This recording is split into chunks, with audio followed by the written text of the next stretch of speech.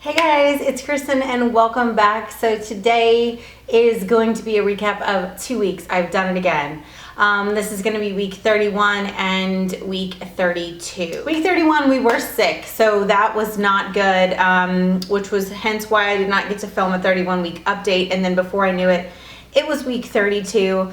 Basically I just had like some sort of a cold, which I have since passed on to my youngest son and my sister. So yeah, I have given it to others, the joy of a cold, right?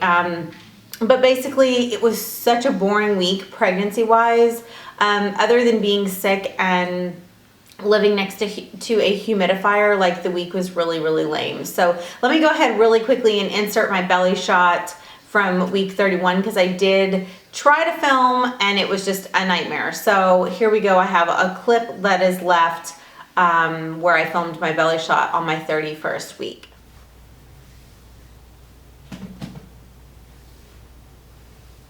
So yeah, as you can see, that was my belly at 31 weeks. I was trying to film an update for you guys and it just turned out awful. The only thing that came out that was even in focus, my eyes were like watering and stuff. So the only thing that came out in focus was that belly shot, and then everything else was like completely out of focus because I could not see to focus my camera. Like, how bad is that? So anyway, week 32 got a lot more interesting. I had a doctor's appointment on the day I was 32 weeks pregnant. I went to the doctor, saw the worst person ever. I don't know how this person graduated college. I don't know how she became a member of this profession.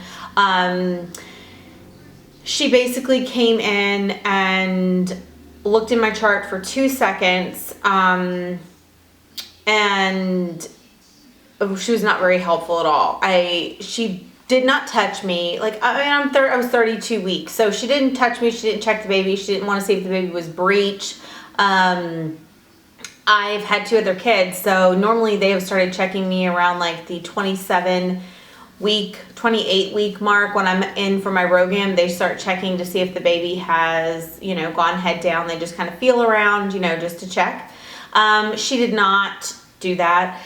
She didn't verify any of my information. I mean, this lady was just awful. So I proceeded to tell her that I had been having some minor cramping, and I was having a backache, and that had happened within like the last 12 hours from the time of my appointment. My appointment was early in the morning, and she just looked at me and she said, well, things are going to get uncomfortable from here on out. Like, who in the hell are you? Because first of all, I'm not an idiot. I get that pregnancy is not comfortable for most. I mean, I'm at the point right now where I'm carrying around a lot of extra weight and I'm uncomfortable. Speaking of weight, I am 143 pounds. So since my last doctor's visit, I did gain 2 pounds.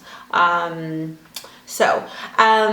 anyway, so when I called to schedule my appointment for a follow-up in 4 weeks at 36 weeks, she was the one that they were like, I like to go in the morning, and she was the one that was available. I was like, no, not gonna happen. If she's on call when I'm in labor, Lord help us all, but I'm not going to intentionally see this lady again. So anyway, she told me that they're going to check me again for group B strep. I've been told by everybody else that I wasn't going to be checked. So when I asked her why I was being given different information, she said, that's the practice of medicine. We all practice differently. I literally could have gotten my hands around this lady's neck and like shook her. Women want real medical answers. We don't want whatever kind of nonsense is coming out of your freaking mouth at the time. You know what I mean? So anyway, like, I get it's the practice of medicine, but I want to know why I've been told by everybody up till this point that I would not be swabbed at 36 weeks because I've tested positive twice. Why would I be swabbed again? I don't care, but why? Yeah, I just want to know why. Why is there a miscommunication here amongst the people in your office? And she could not give me that answer. So I proceeded to tell her that I've been having some pain, some back pain, and then she told me, it was just going to be uncomfortable. Well, okay, I've gotcha. Anyway, that night I started having period cramps, a very bad lower backache. It woke me up out of a dead sleep. It was a very bad lower backache. I was having period cramps, like as if, not the period cramps that you get like 2 days before your period, but the period cramps that you're getting as you're starting your menstrual flow, the pretty intense ones. And they were rhythmic. So they were coming every 3 minutes, and that was making me very, very nervous. So I got out of bed. I drank a couple of glasses of water. I walked around. I changed positions. This lasted for 6 hours. I finally fell asleep, and when I woke up around 6 o'clock, 7 o'clock in the morning, it had dissipated to the point where they were like every 7 minutes. And it wasn't as intense anymore. It was pretty intense. To be honest, if I was a first-time mom, I would have been in the hospital 100% for sure, but it was pouring down rain and I had 2 other kids at home and I was gonna ride this out until the end. That might sound kind of silly because I probably could have had a baby in my living room, but it is what it is. So it was my gut instinct that I was not in actual labor at that time. So I ended up going into the doctor in the afternoon, around noon the next day, to labor and delivery, and I was triaged, and they were still picking up contractions, actual contractions. They did say that I was showing signs of preterm labor. Yeah, they did say that I was showing signs of, or that those were signs of preterm labor. So they did run some tests. They left me hooked up to the contraction monitor for a while. The longer that I was on it, the contractions got less intense. So that was good to know. I don't think anybody wants to go into preterm labor. It's just not one of those things. It's for me, it's quite frightening. I keep saying I'm having these problems and things that are making me think that I will have the baby prior to my due date, and the baby will probably be late. So this will probably be my baby that actually needs to be induced or something crazy. So anyway, I did have some major symptoms this week. I had very, very bad leg pain. My calf muscles, anytime periodically throughout the day, when I wake up in the morning, feel like I have been out dancing all night or jogging all night, or like jogging across the state. That's how bad that they hurt. I've had lower back pain and cramps in my lower back, which I mentioned, and the period cramps, which I did mention. I have had contractions. The exhaustion has taken over me. Every day by about 1 o'clock, I need to take a nap. Absolutely have to take a nap. If I don't take a nap, it's like almost like I cannot function. I just can't hold my eyes open anymore. So fortunately, that is around the same time that my youngest does take his nap, so we can all kind of take a nap together, and it works out. And I've had a really bad headache, on and off. I've had a really pretty rough headache. So let me go ahead and show you guys my tummy at 32 weeks, or 33 weeks.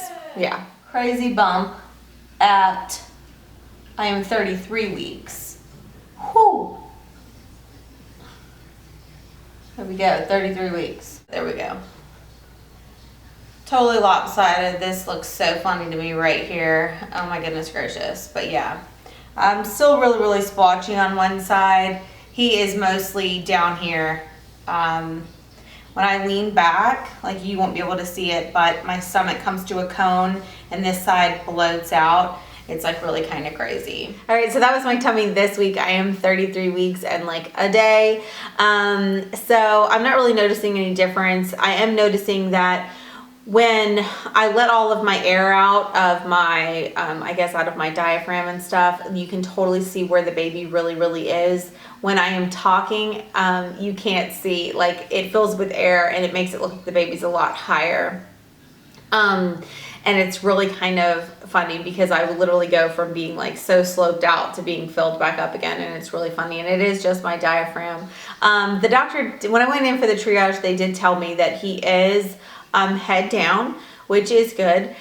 He is completely over on to the left side, or my right side, I'm sorry, and he's tucked in back. So makes me a little bit nervous. They could not feel his butt. So, which led them to believe that he is flipped around, and that he is spine to spine with me. So I'm hoping that this little spinning guy continues to spin, because I don't want to do back labor. I don't think anybody requests that. But I don't want to do that again. So I'm hoping that he turns around and gets into a more comfortable position for us both. We'll see how that works. So that is pretty much it for this week. We are getting more and more prepared for baby as the time goes on. This week, week 32 was definitely more, had more activity going on in it than week 31. Week 31 was really quite boring. So anyway, that was it. I hope you guys enjoyed this bump date. And yeah, I have some other videos coming for you this week and the rest of this month for Breastfeeding Awareness Month. So be sure to check those out, especially if you are pregnant or nursing. And yeah, that's it. I will talk to you guys in my next video. Bye.